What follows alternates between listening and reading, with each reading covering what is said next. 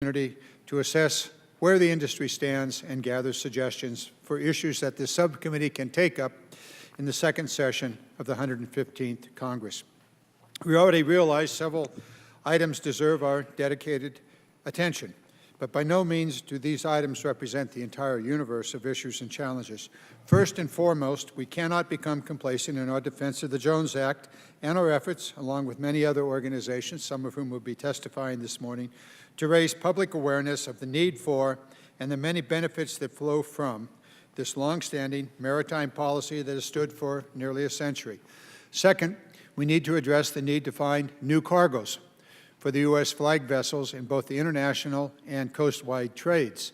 More cargo means more ships, and more ships mean more good-paying maritime jobs that both directly and indirectly support the hundreds of thousands of U.S. workers and bolster national security.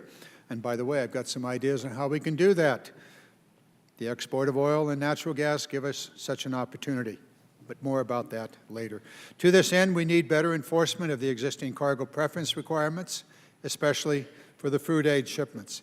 We need to utilize new trades, such as the export of crude oil and natural gas.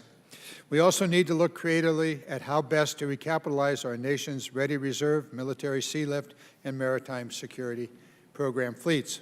In addition, if there's going to be an infrastructure bill this year, and I hope there is, we need to make sure that the infrastructure needs of our domestic maritime industries are not left behind at the dock. Moreover, we have to begin shaping a tractable plan to recruit and retain a new generation of licensed and unlicensed seafarers. The current cadre of mariners, which have served commerce and national security of the United States so admirably since the end of the Vietnam War, is quickly aging out along with the ships. It's imperative that the federal government, along with its partners in the state maritime academies and maritime unions, develop a comprehensive plan to ensure that the absence of qualified and experienced mariners in the workforce does not become an Achilles heel, limiting our military sea lift operations and our national security.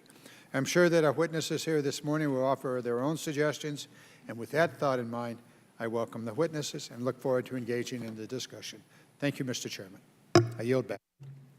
Thank the gentleman from California. We will have two panels of witnesses today. On the first panel, we will hear from Rear Admiral John Netto. Yeah, you like that? Got it right. Assistant Commandant for Prevention Policy for the United States Coast Guard, and Rear Admiral Mark Busby, Busby, U.S. Navy retired, Administrator, Maritime Administration. Admiral Netto, you recognize to give your statement.